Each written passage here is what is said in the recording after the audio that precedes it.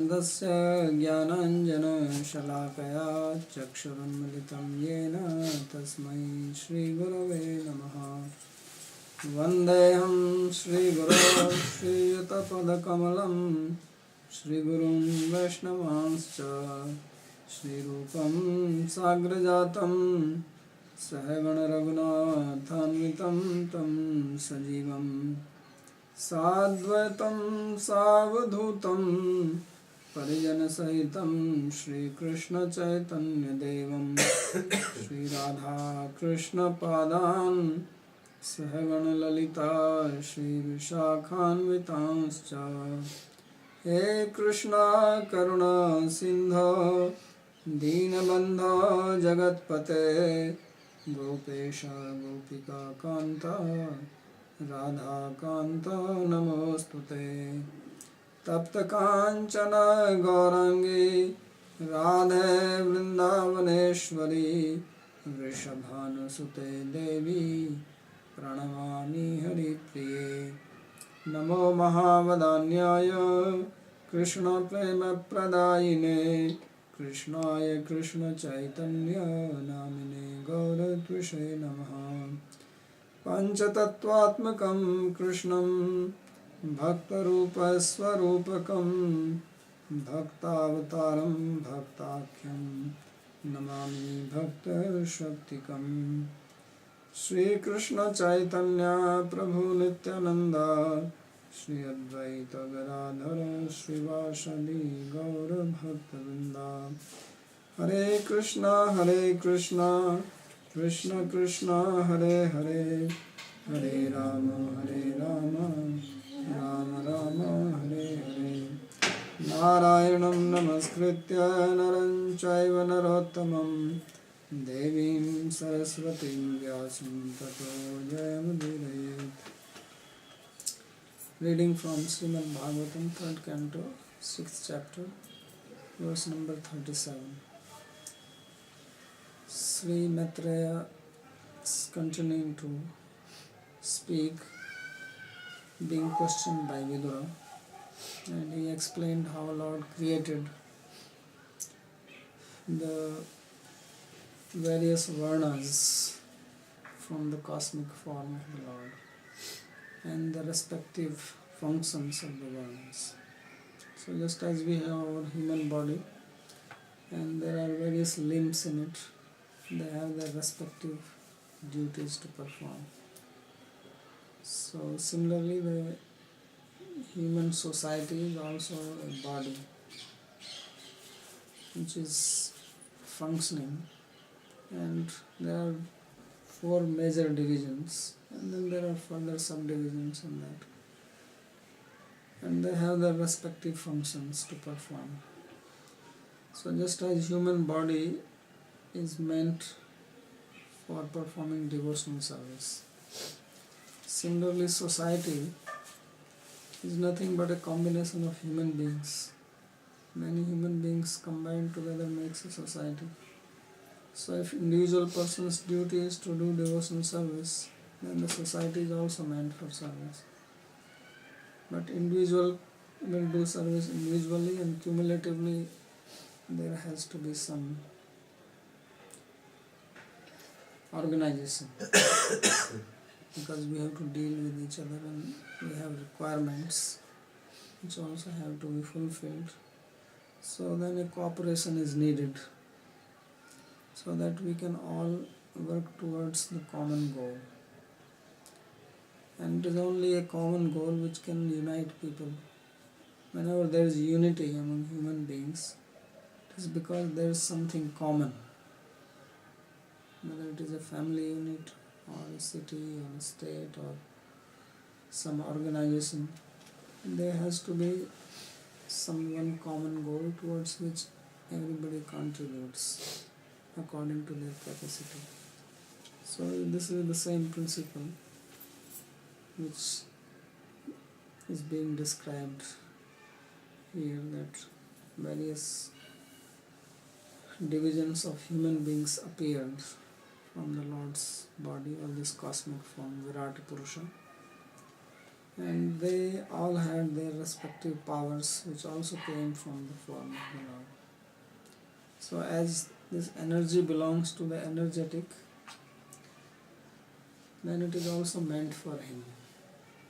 If you have some power in you, then it is your power for your sake. So all this power, whether it is the power of Brahma power or Kshatriya power or Vaishya power, it all came from the cosmic form of the Lord, and therefore it is ultimately meant for him. So that is the meaning, that this Varna system is for pleasing the Lord.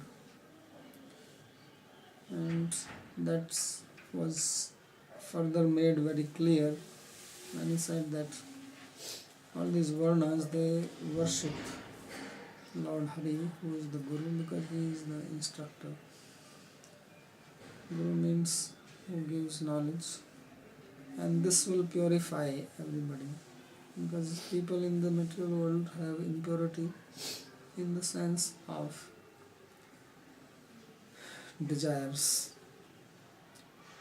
and there is nothing wrong with desires, but there should be proper desire. So if the desire is for something which is temporary, impermanent, and one works for that, then one is utilizing the available time and energy for something which will be lost anyway. So for that reason, the instruction is always given that human life is meant to achieve something permanent, although it is temporary by its nature, being constituted by temporary material elements, but it can give us something permanent. So that is devotional service, that is the process, and that is the permanent thing. So all the teachings of the scriptures or the Messiah, avatars, saints is towards this regard, that the human life should be utilized for doing devotion service. So this was the conclusion given by Pushit.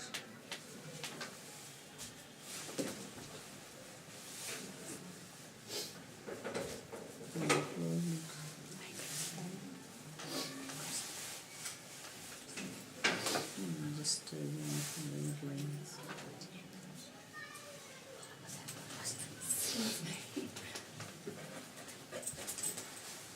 And there is a chairman.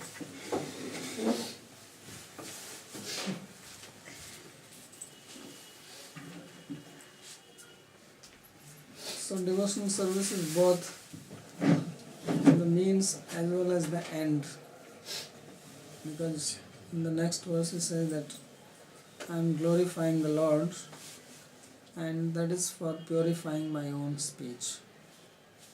So purifying speech is very important, because speech creates a lot of problems in human life. We undergo a lot of trouble only because of the use of our words. Right? Just one word and creates a lot of problem. Distraction also. Distraction also. Mostly. Most. Therefore, non-violent communication in language of life. So this human life is based on violence. If you see all around, there is a lot of violence everywhere. Physical violence, mental violence, verbal violence. And this verbal violence is very, very, destructive. Because physical violence you can forget after some time, but the verbal violence is very deep.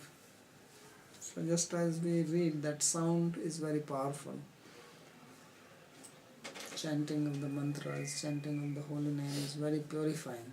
So similarly, utilizing sound improperly in a violent manner is very destructive. So he says that best way to purify our speech is by glorifying the Lord. So that's why it says, Athapi kirtiyami ange yathamati yathasrutam kirtim hare swam satkartam. Why does it glorifying Lord purifies our speech? Of course, glorifying has not to be just done mechanically. He said, Yathamati yathasrutam. That as I have heard and as I have understood. So if you have understood and then you glorify, then it will have an influence on you. Means if you understand how God is working for the welfare of others. Because He has nothing to achieve. As He says in Bhagavad Gita, Navaptam avaptavyam vartaiva cha karmani. He says that there is nothing which I have to attain. And yet He says that I am always working. So this is the most amazing thing. And this question will be asked in the next chapter by Vidura. That why Lord is working. Because usually we have the concept that we work that to achieve something. If we are working, that means we are not perfect. We need something. Work is always done to fulfill some imperfection, some lacuna in ourselves. And God is always working all the time. That means He must be lacking more than anybody else. But He is so complete and full, He does not need anything. He is Aptakam and Atmaram. And yet He says He is always working. So this is His compassion. Because that is the real compassion. That person does not need anything and then still works. In the material world, everybody wants something from the others. Because we've been reading that we work on the help of others. Nobody is independent in this universe. As the human body, there is no part in this human body which can survive by itself. If it is made independent from the body, then it will start rotting immediately. So it has to remain connected and gets its cooperation and nourishment, and also function for the welfare of the whole system. So similarly, every human being has to function in the society and needs cooperation from others and need to cooperate. Both are necessary. But Lord does not need anything, yet He works.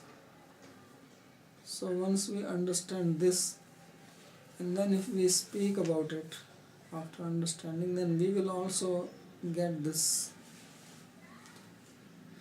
character in us. Then we would also like to be doing welfare to others without any motive, or to serve the Lord without any demand from Him.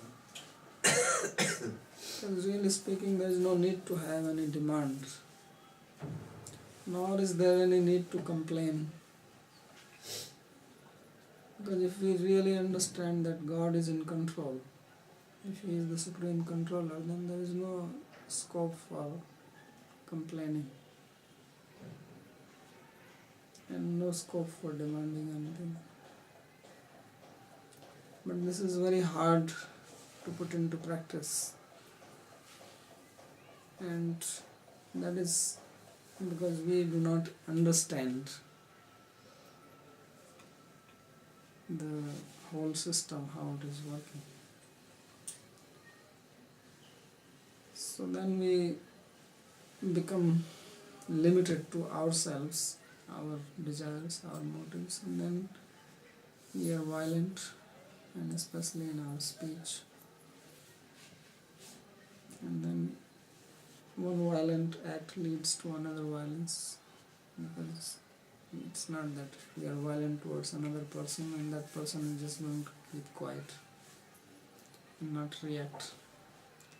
And then we form ideas about each other.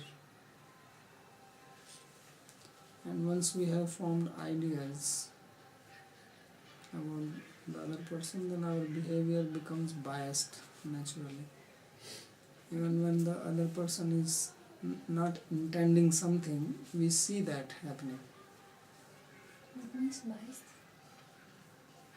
Not neutral.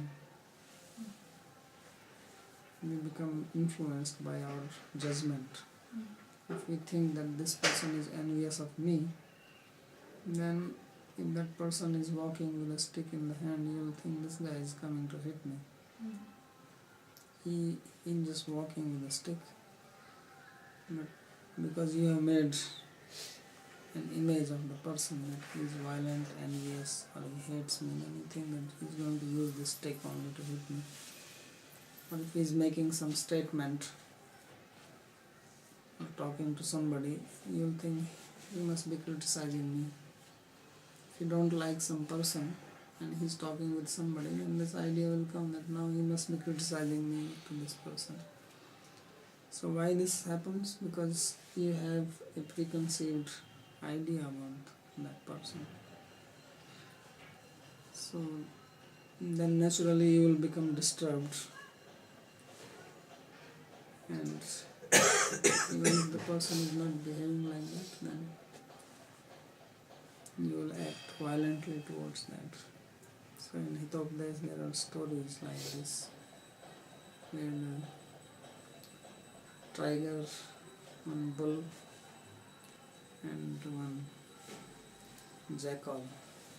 So this jackal was very close to the lion, actually, who is the king of the animals. But then this bull came somehow in the forest and he became friendly with the lion, and they were always together. And because they are always together now, this jackal, he became envious because his importance was lost. So he devised a scheme how to turn this lion against the bull so that he can kill him, and then my path is clean again. This is how politics is done. So this bull, because now he came from the village and living in the forest, nothing much to do, and he's eating nice grass, he became very fat and he's friendly with the lion, so he's even very well protected. So this jackal went to the lion and he said, I will tell you something, but I know that you will not believe me. This is how you talk. I only have your welfare in my mind, but somehow you will not listen to me. And then, of course, the lion becomes very curious. Says, what do you mean I will not listen? You are my friend. He says, yeah, I'm your friend, but these days I'm not so much in your good books. So I said, no, you speak what you want to speak. He says, actually this bull has come from the village, and you know, when a small person gets power, they always become proud. So he was nobody. He came just like a skinny fellow with bones, not getting enough food. The farmer, he was not even giving him busa.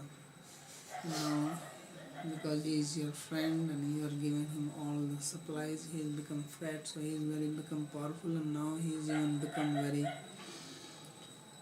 egoistic, and he is thinking to kill you because he wants to be the king himself. And the lion says, really? He says, yes. And I'm telling you, tomorrow when he comes, you see how he will walk towards you if you don't believe me. So he says, yeah, I don't believe. He says, well, I knew that you will not believe. I already said it. Because you are too much under his control, and he is actually plotting for this. And I know this because I go around listening. And you think you are very powerful and therefore you don't need anybody, but you see this bull, how he is going to charge you tomorrow. So lion was now, his mood changed, and he's already inside boiling that this rascal bull, how can he do this? I'm going to finish him.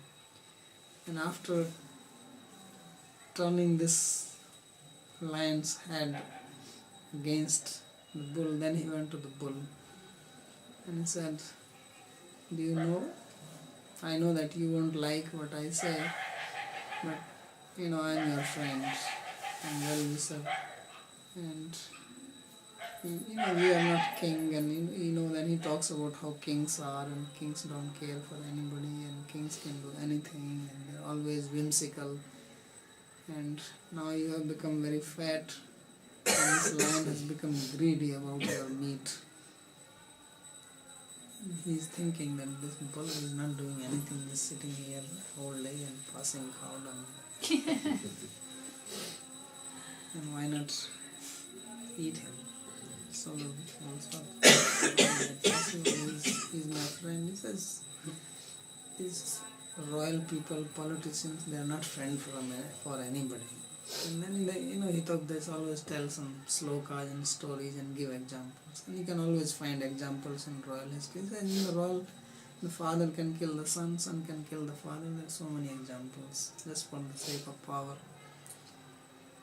So the bull got really, he says, and if you don't believe me, you just see yourself tomorrow when you go to see this lion in the morning, because every morning they will meet after the breakfast, sit and talk and joke and pass their time. Says tomorrow you go, you will see that lion is in a different mood, and he will not look at you in the same way as he's been looking at you, because tomorrow is the day he wants to finish you off. And I have come to know, because I am also his secretary, and there are certain things he tells me and not to you, because I am his old secretary. And because I feel pity on you, because we are all belonging to the same class. We are the subjects, he is the king. So now you can do what you like to do. So the bull got charged up, and he thought that I will see this lion. So next day he comes, and the bull, when he's coming, he's already charged up, and he thinks he's going to attack the lion, and lion sees the bull is not coming in a normal way.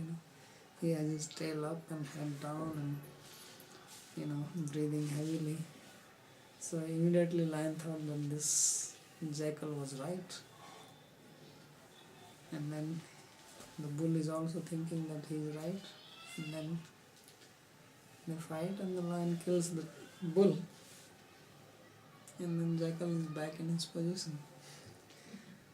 So this is how the people's mind gets twisted if they are biased, and they start seeing things which is not there. So lion was seeing in the bull which was not there, and then bull also starts seeing that, because they both became biased about each other.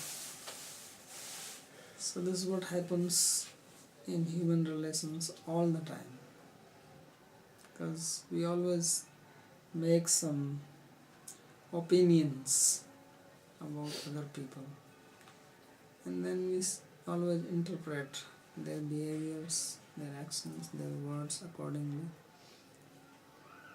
and this does cause actually a lot of problem in human relations. Many times there is not a problem, just because our mind is working like that. So better that we purify our speech. It is very important to purify the speech. If speech is purified, then everything else will become purified. And this is the easiest thing to purify. It doesn't cost much. You have to purify your body, you have to do panchkarma. It costs money. You have to go for abhyanga, vaman, virachan, all this. But purifying speech, no problem.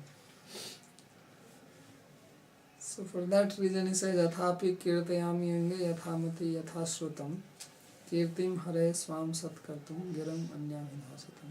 So that's why Vyasadeva has written so much about God. You can read and speak about Him. So in the next verse he makes this more clear. Says Ekantalabham vatsonu punsham sushlokimoler gunavadamahu srutescha vidvadbhirupakritayam katha sudhayam upasamprayogam. He says that ekanta labham vatsonu punsham. Says the ultimate benefit of our speech of human beings is susloka mauler gunvadima, to glorify the Lord, who is called here as Susloka Maule, that he is the person about whom beautiful slokas have been composed by the poets of the past, whether it is the Vedas or Puranas, or there are so many stutis, stotras, various types of prayers. So in every language you can find some glorification about God. So Mali means the head and Suslok. So the head is the best part in the body. So God is called Susloka Mali. Mali, the chief person glorified by the sloka, or he is the chief object of glorification. So to speak about him, this is the ekanta labham, this is the benefit one can have of the speech. Otherwise, the speech of human beings who are not speaking about God, we already read, Sonaka Rishi said that they are just like a frog who is croaking in a pond, and by his croaking he is inviting a snake to eat him. So that's why he said that if a person is not engaged in glorification of the Lord, then the sun is taking away his life by setting and rising. This was spoken by Sonaka. Jivasti dardurike vasutana chop gayati urugayati. He said that the tongue which does not sing the songs about the Lord is like the tongue of a frog. And such people are just wasting their time. Ayur harti vaipunsam udyam nastam yannasam. That their life is just going waste. Basically they are approaching death every day. So this by frog is inviting death by croaking. In the same way, by speaking useless things, we are only approaching our death, nothing more. So what is the benefit? Says the benefit is Eka Anta. Eka Anta is Krishna, the ultimate goal. Anta means goal and Eka means ultimate. Means just by use of our speech we can attain Krishna, and that is the perfection of speech. And Shrutescha Vidvadbhir Upakritayam Katha Sudhayam Upasamprayam. And that ears, their use is to hear the nectar of stories about Krishna, God, but it should be heard from Vidvadbhi, learned people, the devotees, those who are experienced. Because other people, when they are talking, they will mix it up. So Sanatana Goswami gives one example,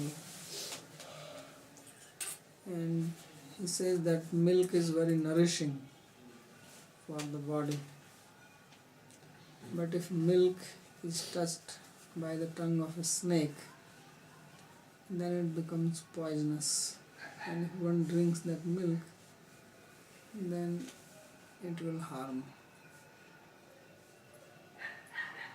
So similarly, the katha is called here as Sudha, nectar, ambrosia, a tonic. But it has to be heard from Vidvadbhi, from the devotees. not from non-devotees. And then it will purify.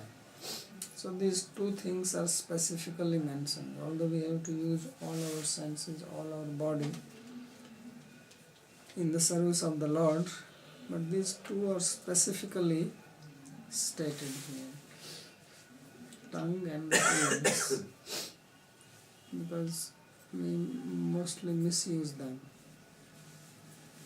by hearing useless talks and talking unnecessary things, criticizing or glorifying mundane people. So Sri Vishwanath Chakravarti Thakur says, Hari kathamritabdher aparatvat samastyena jnanam na kasyapi. Says that there is no limit of Hari Katha, because Lord is always acting and He is doing so many types of activities, because there are billions of universes and He is manifest in them, doing different activities. So there is no end to His stories. So if one wants to find an end to it, it is not possible. Yat kinchit jnaneva tat kirtan shravanabhyam loka kritarthi bhuya tam prapnuvanti. So whatever knowledge one has, by glorifying that and hearing, one becomes perfected. So one should not think that I don't know everything about God, then how can I glorify Him, or how I can hear from Him, because nobody knows enough about Him. So he says it does not matter. One will become perfect by hearing whatever is available and glorifying Him and attain God. Gunvadam guna kirtanam eva ekantato saramaha. So glorifying the characteristics of the Lord, this is the essence of speech. Anyat sarvam vatsopchayam eva ityartha. And everything else is a misuse of our speech. So this is one of the very powerful sense we have, the tongue, the power to speak. Other animals don't have. They are barking. It doesn't make much sense. The human beings, they have, and also they have a great tendency to talk. It's a very great inclination, tendency people have, talk all the time. Everybody is trying to say something. So if it is not related with God, then it says that it is a misuse of the speech. Sute shrotrasyapi, and similarly our ears, they are meant to hear. Upakritayam kirtitayam upsamprayoga sannidha arpana. So he says that they have to be used in hearing what has been glorified, and that is the proper use. There is Vallabhacharya, he makes very interesting commentary on this part. He says that we have physical body, so why only speech and ears have been stated? So he says that these two senses have to be specifically protected from getting polluted. And he says we have hands, legs, mouth to eat, etc. They are also used for maintaining the body. But these two are not utilized for that. So therefore they have to be specifically used in the service of the Lord, because he says that we use something in the service of the Lord which is not used for anything else.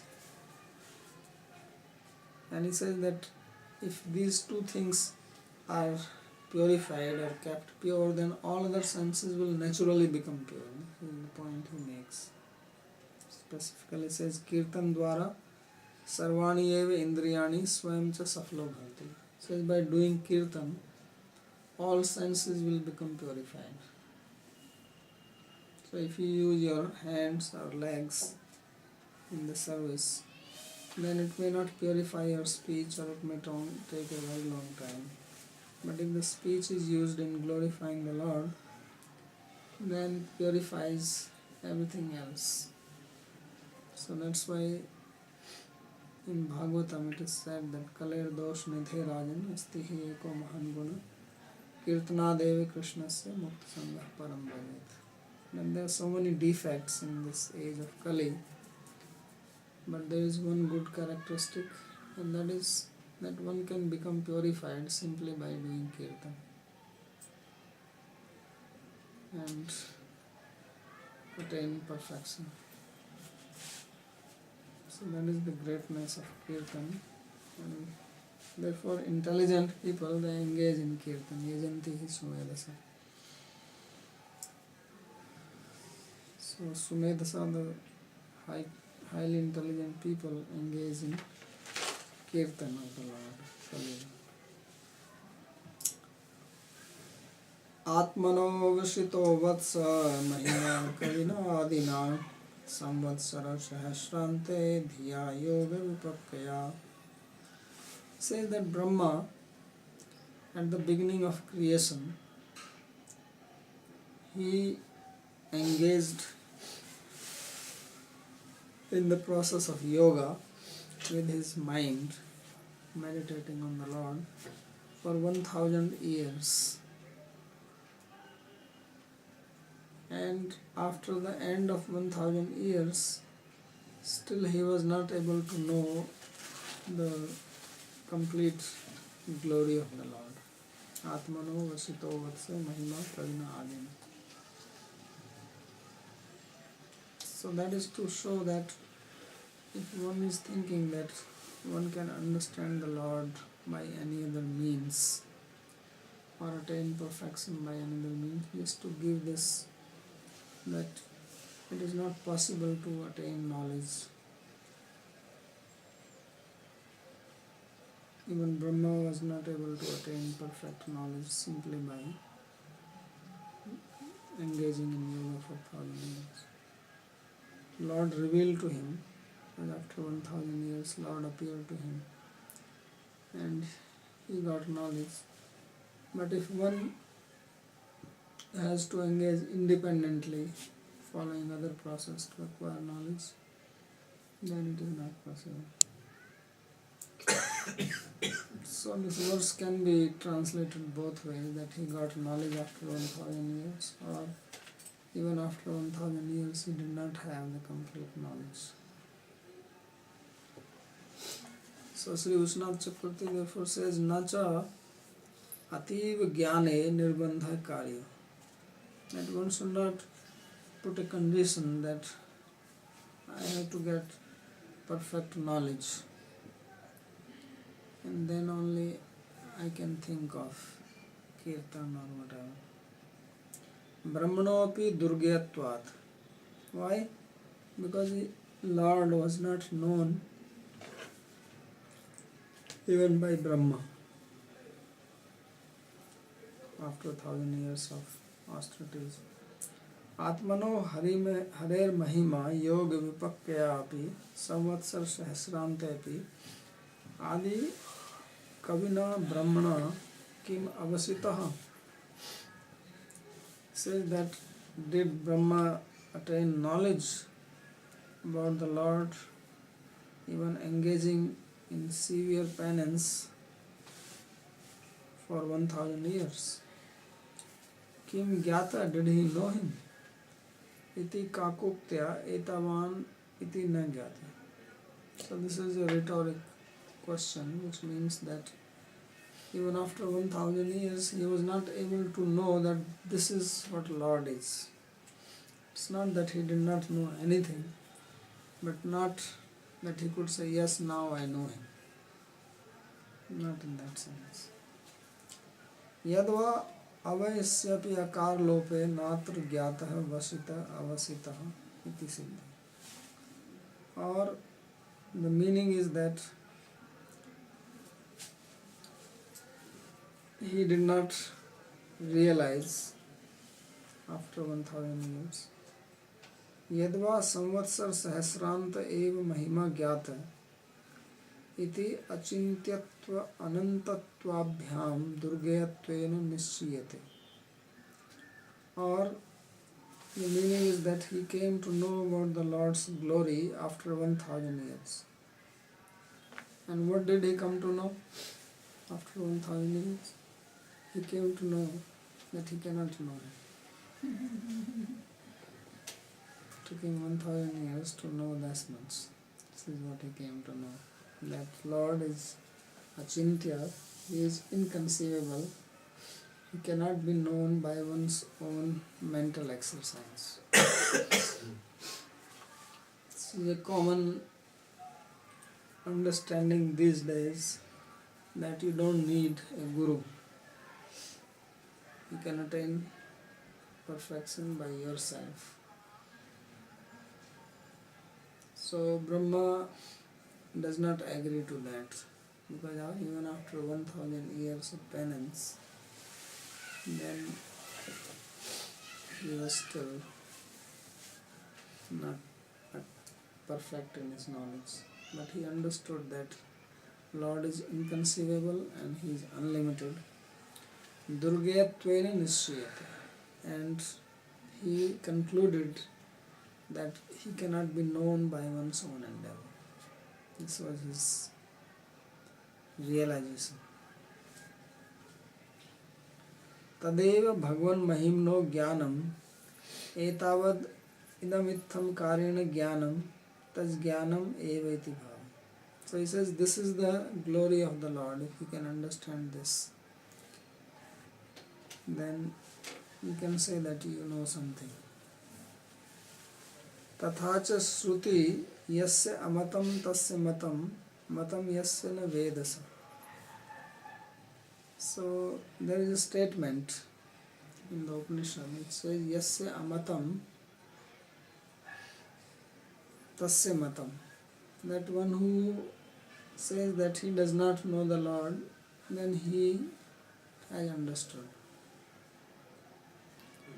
And one who says that he knows, Yasya Matam Na Matam. One who says that I know God, then the Vedas say that he has not understood. Because God himself cannot know himself. How can others know him? So to know that he cannot be known, to know that he is inconceivable, he is beyond sense perception, he is unlimited, that is the meaning that one knows. But if someone claims, then he does not know. Therefore, he speaks another verse. Ato bhagavato maya mayinam api mohini yat swayam chatma vartatma na veda kimata pare. Says, therefore, the maya of the Lord is such interesting and bewildering that even those people who consider themselves as great and intelligent are bewildered by her, or who think that they have understood what is Lord's Maya, they are also bewildered by Lord's Maya. Great personalities. So there is a story that Narada Muni once approached the Lord and he said that he would like to know Lord's Maya. So Lord said, okay, if you want to see my Maya, I can show you. But better not to see it. So he says, no, I want to have an experience. So he said, okay. And then they both went to for a walk. And then while they were walking, the Lord said that now look, I'm feeling a little thirsty. Maybe you should go to nearby village and get some water there. So Narada went. When he went there, he saw that one young girl was pulling water from the well. In the olden days, there were wells and you pull water. So Narada saw this girl, and by seeing this girl, he fell completely infatuated, and they say fell in love. And he asked her that, can you give me some water? And she said yes, and she gave water. And then Narada said, where do you live? And he said, I live here in the village. She says, can I come to your house? She said, why you want to come to your house? He said, I want to talk to your father. And then he said, okay, and she led him to the house. Narada went and spoke to the father and said, I want to marry your daughter. And he convinced him, because he's a great person, he's scholarly, he must have spoken few slokas here and there. So sure now.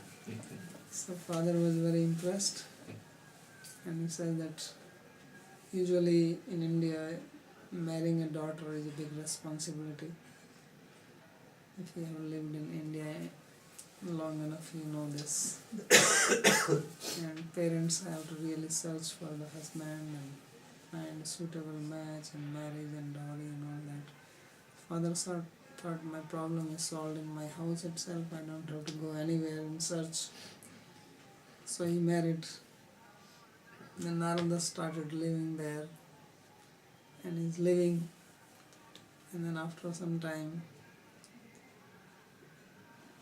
2 children were born to him, one after another, and he was completely absorbed in his family life. And then he was so much in love with these small children and wife and family, and everything else was out of his mind. He forgot God. But then one day what happened, that it rained very, very heavily, and non-stop the rain was coming. And there was a river nearby the village, so it started getting flooded. So much water came from the mountains, and then the water started entering the village. So everybody was trying to protect their belongings, and they were going on the roof, and the water was increasing, the level was going up and up and up, and the whole village got drowned. And then Narada was trying to hold on to the children, and the wife was swept away, and then could not protect the children, they also swept away, and then he also drowned. And when he got drowned, then he sees suddenly that there is Lord standing in the forest waiting for him. So there was no flood, nothing, and he sees, and then God is asking, so Narada, why you took so long? I'm thirsty here for water. So then Narada said, this whole story, he says, that is my Maya.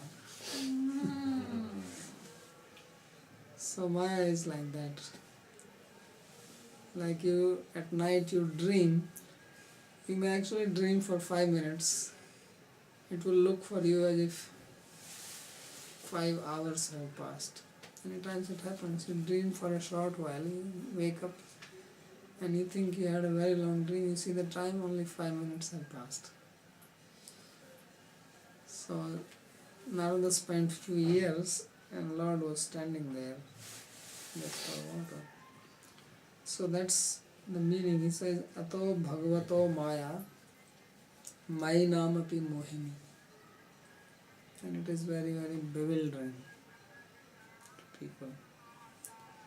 Yat swayam cha atma vartatma na veda kunta pare. He says, Lord, he does not understand himself.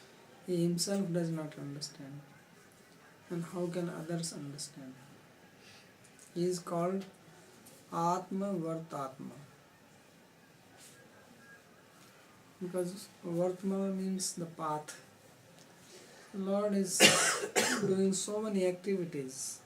So many Brahmandas are being created, destroyed. How can he know? Because he is unlimited himself. If he can know himself, that means he is not limited. He is limited. So he is unlimited. So nobody can know him, including he himself. Therefore it says, Yat swayam cha atma vartatma na veda. That he himself does not know, kimutha pare, then how can others know?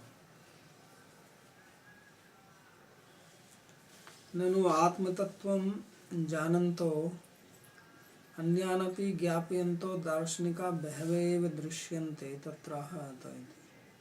So he says there are many people who know Atma Tattva, the absolute reality, and they speak about it to others. There are so many different types of philosophers are there. So then he speaks this verse. अतः कारणात् तन्माया मायिनां बोधितव्येषु स्वशिष्येषु मायाम् एव अर्पयतां तेषामपि मोहनम्.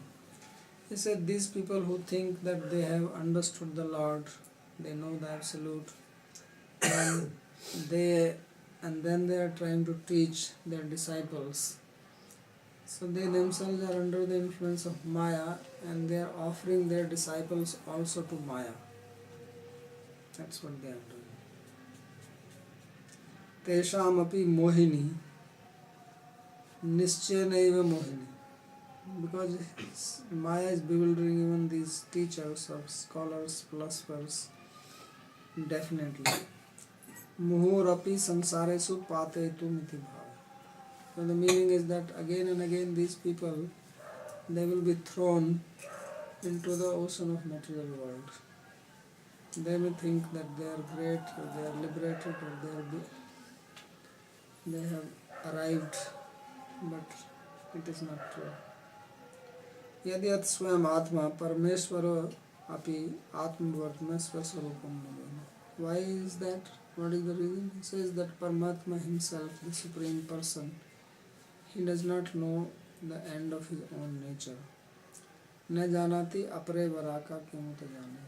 So what to speak of other petty little beings in the material world who have a limited intelligence?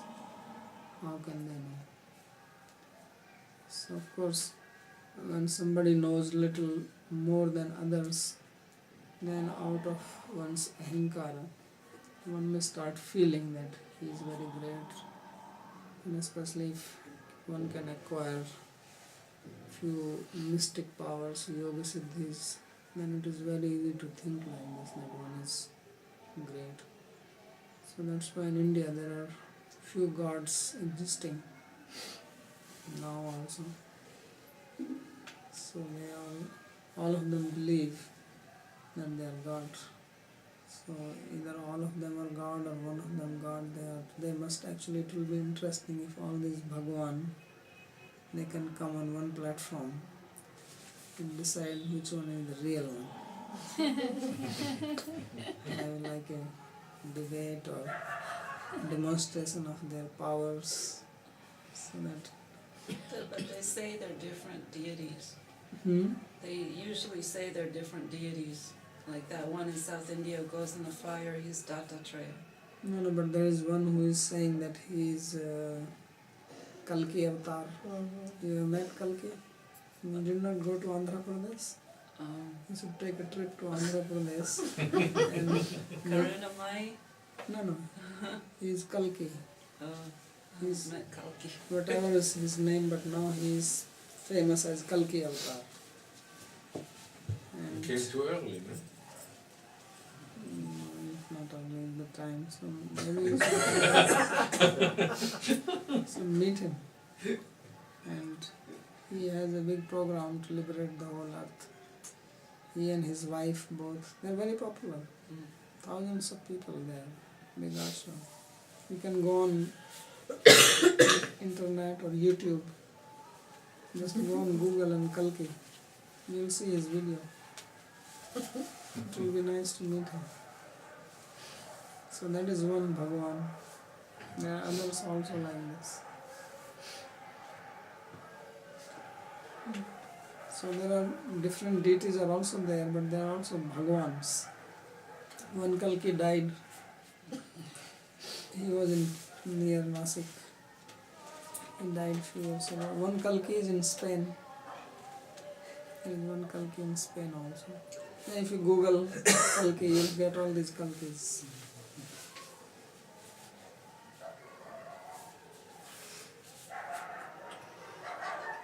So this is called Maya Mainam Api Mohini. But these people are also having their Maya. As God has his Maya, human beings also have their Maya. By their Maya they bewilder others. Right? That's what they're doing. They're influencing people by their Maya. But they are also under Lord's Maya. So that's what this verse is saying.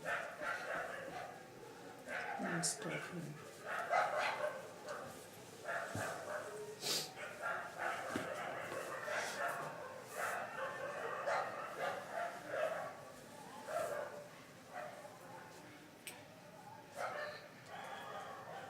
About this bull and this lion,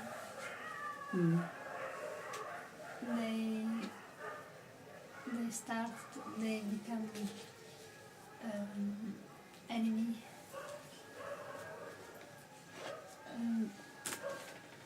Because they were also not verifying things. And if somebody comes and tells you something, if you verify it, then you're not playing this type of politics. Yeah. But that is what politics means. Good politics means that they don't give you a chance to verify. Your life is in danger, you want to verify or protect yourself. Yeah. The bull is coming to attack you.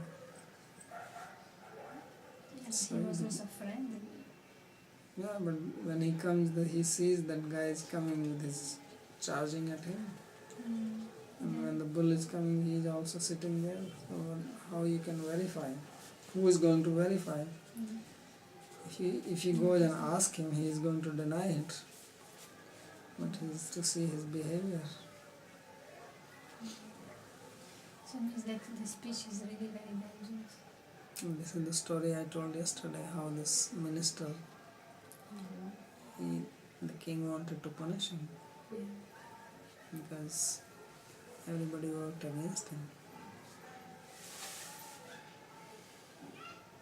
So it's very difficult to verify because you don't know what is in the other person's mind. And before you verify, you may be killed. So then there are specific buttons that we can push and then get the reaction. And once you know that, you can play on this and you can master the distractions.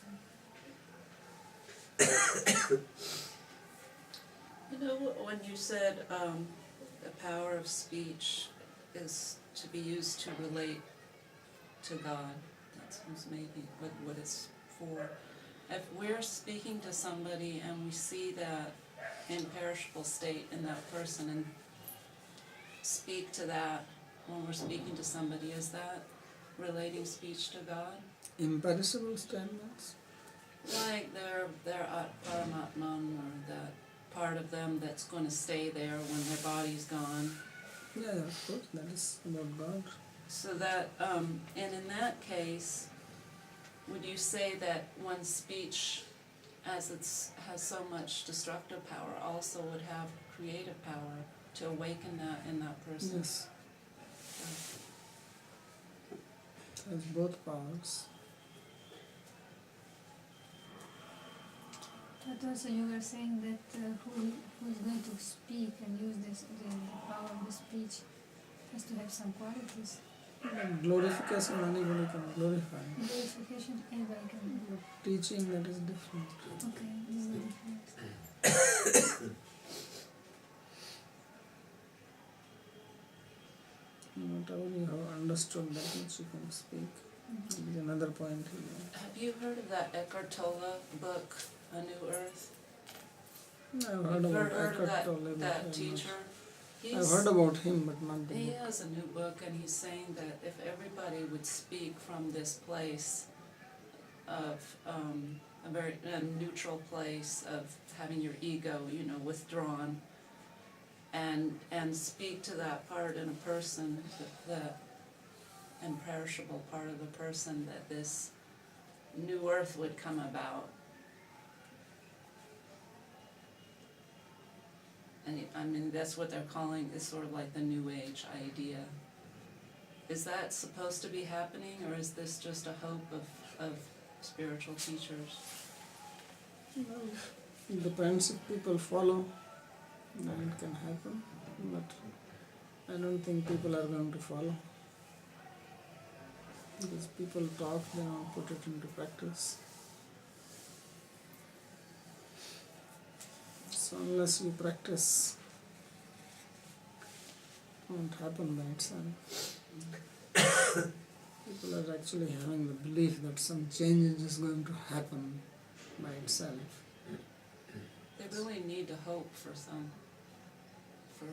that things are gonna be this golden age, something wonderful's gonna happen after And 2011. This yeah, is, many people are talking like that. but But it's really just, 2011 is not too far away. no, It's only 2 years away.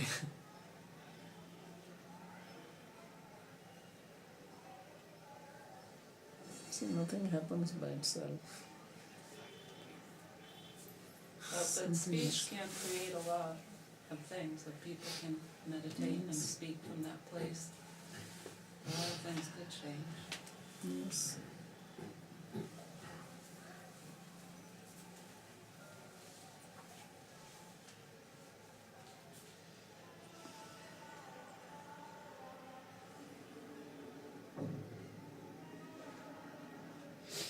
Then, basically, in a way, they're taking that controlling element of Bhagavan for themselves, saying, we can make this happen, by our choices, we're creating our world. I think that's a flaw, Yeah, that is the illusion of Maya. yeah. It's exactly the same. Jato Bhagavato Maya, Mayinamapi Mohini. This is their bewilderment. Mm. Instead of recognizing the real controller, they are thinking they are the controller. Yeah, like if they have a taste of that significance of the creative power of their speech, then they can use it without proclaiming an outcome, like as if it has some outcome-based purpose, just.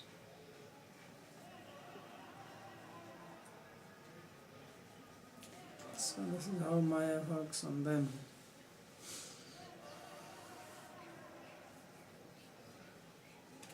They have some power and they start thinking that it is their power. And because others don't have, then they feel that they are themselves very powerful.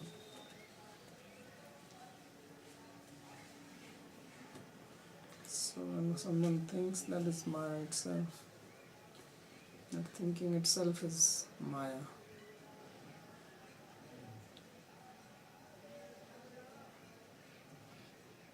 But knowing that your speech is powerful isn't Maya. It's No, the, that is not Maya, but to think that your speech is powerful and you are powerful independent of God. right, that's, But to know that, okay, I have speech, it is very powerful, but to know that this is energy of God mhm. given to me, and then I will use it properly. Otherwise, ultimately it ends up in enjoyment. One wants to somehow enjoy, not grossly, in subtle manners.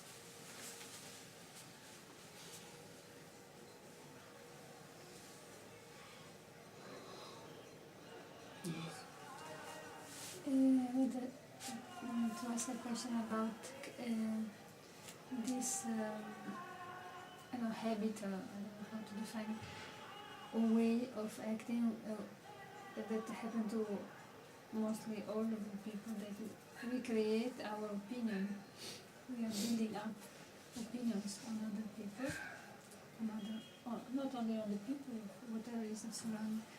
So this creating these opinions mainly are based on our perceptions, which are all different. They are based only on perceptions. So then, The only thing is that perception is maybe wrong.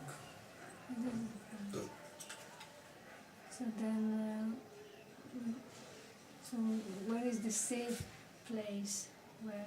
Safe place is that first you understand yourself.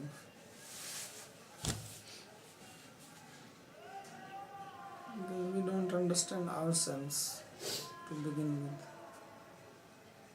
And we are only trying to make opinions about others. Instead of making ourselves as the focus, we are always centering our life around someone else. And when we don't understand ourselves, how can we understand others? So first we try to understand ourselves, that what is my nature, what is my good quality, what is my bad quality, what are my problems. And then try to improve. So then you will not be all the time trying to judge others. There is nothing wrong in perceiving others, you cannot avoid it.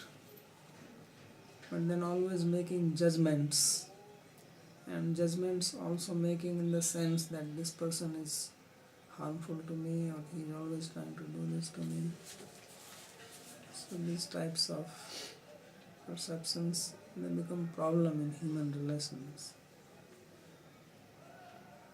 And not seeing out my own faults, that even if the other person is behaving like this, there must be something in me that why we should also analyze why the other person is hating me or not liking me or criticizing me. There must be something in me, there must be some reason behind it.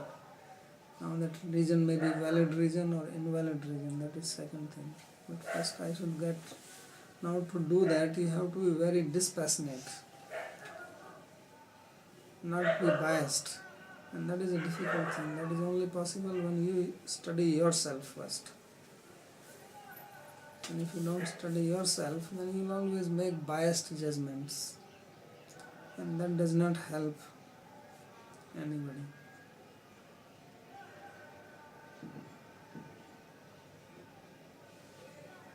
So then the human relations, they don't work well.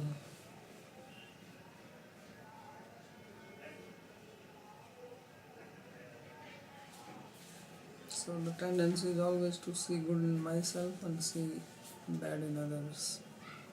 And then trying to correct others and thinking I am already correct. I don't need to improve, others need to improve. So this approach is very easy because I don't have to do anything. It is people all around me who have to do something. But it does not work, because others are also thinking the same. So then you think that they have to improve and they think you have to improve, so you don't make effort to improve yourself, and they will also not make an effort to improve themselves, so nobody improves. So then there is always quarreling going on. But if you focus on yourself and improving yourself, then others will also see that you are improving, and they will also get an impetus for change in themselves. And they will also see that you are actually not trying to find fault with them, because then you will not have so much time for others if you focus your energy on yourself. So we are always trying to compete with others, and that is one of the cause of hatred and envy, that we should compete with ourselves. That I want to be better than myself, not better than anybody else. I want to be better than myself. and you go on with this competition, you don't cause any disturbance to anybody. Otherwise, in competition, you have to always defeat somebody. And if you defeat somebody, that person is going to feel sad. So all this you read in the newspaper, in the sports page, every day somebody is defeating somebody because some match. So one person is very happy, but the other person is depressed. So the happiness is depending on somebody else's sadness. And then he is going to overpower this person one day, and then he is going to feel sad. But if somebody is just playing to improve oneself for the sake of playing or being better than what I am, then he doesn't have to bother. We will see if he is defeating the other or not. So in spiritual life, there is no such competition that I have to be better than somebody else. I have a problem myself, and if I can improve myself, then I have contributed something to my own life and also to the society, because society also includes me. I have already contributed to the society by improving myself. But tendency always is to improve others and not oneself. So that never works.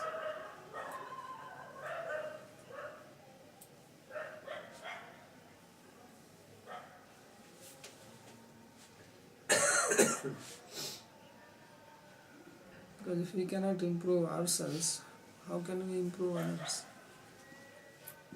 It's not possible. If I don't have something myself, how can I give it to others? Not possible. If I am not free from envy and hatred and jealousy, how can I expect others to be free from it? It's not possible.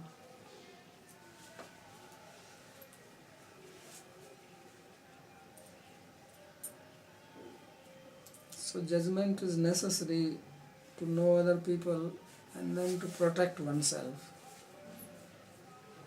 Otherwise we also waste time because somebody else is envious of me, which is also possible because everybody here in this material world is not a saint.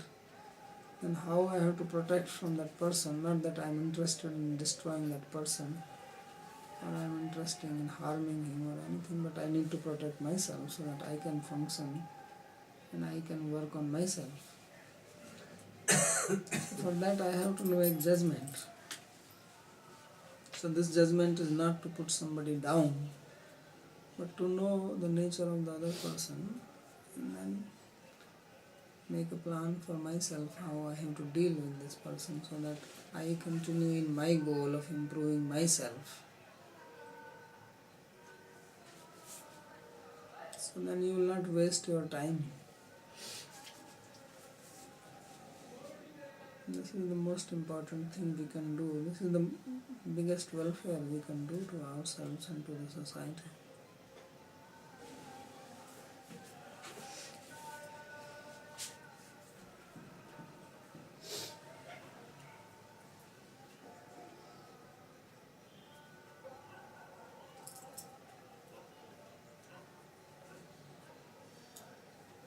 So, as we are reading that he is saying that by glorifying the Lord we purify our speech, because it's only the pure speech which can be used in the service of the Lord.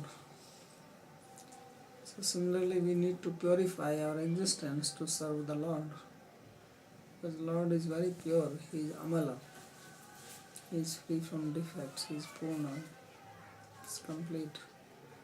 And if we want to serve Him, then Devam Bhutva Devam Yajit. To worship the Lord, you have to become like Him. To worship a divine person, you have to become divine yourself. You cannot worship Him with dirty hands, dirty mind, dirty senses. So that's why Bhut Suddhi is done. In the tantric process of worship, there is Bhut Suddhi. Means purifying the elements. Otherwise, this physical body is useless. It cannot be used to serve the Lord. It is transcendental. So that is upasana. Upasana means being close. Asana is seat and upa means near. So having your place next to him means you have to be like him. So then we can glorify him. Otherwise we will glorify ourselves in the name of glorifying God. That also happens. So glorifying him doesn't necessarily mean just speaking the scriptures. Not necessarily. It can be It can be in any ways. It can If be- you act properly, that is also glorifying him. acting properly and knowing and telling that this is from God. If we are devotees and our behavior is very nice and appreciated by others, and this is also God's glorification, because others will say, look, he is a devotee of Krishna and he is behaving so nice. This is glorification. Because it's certainly practically one can't go around telling people Srimad Bhagavatam and stuff like that in America. But Not even in America, in India also. Cannot go here and start talking about Bhagavatam. Not far here.